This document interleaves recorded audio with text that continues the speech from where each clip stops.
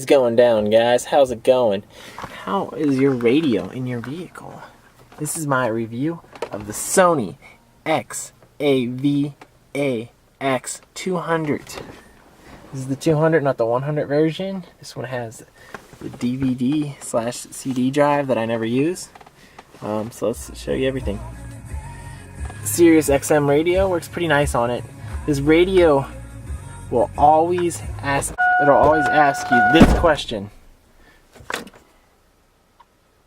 every time you go to turn it on. It'll come up Sony, Sony, Sony, Sony, Sony, Sony, Sony, Sony.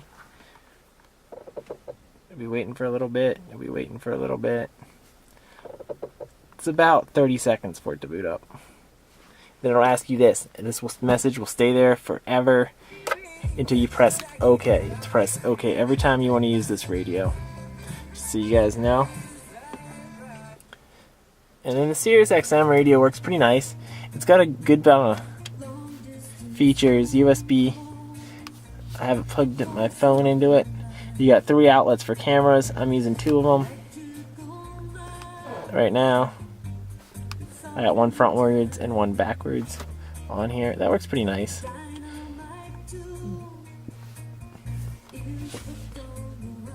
And then tuner. That's pretty decent. Not the hottest tuner I've ever owned, but it's a pretty nice radio overall.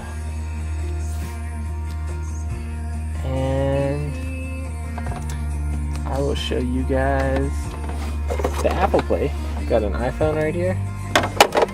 See if it cooperates. I'll have to type my password in.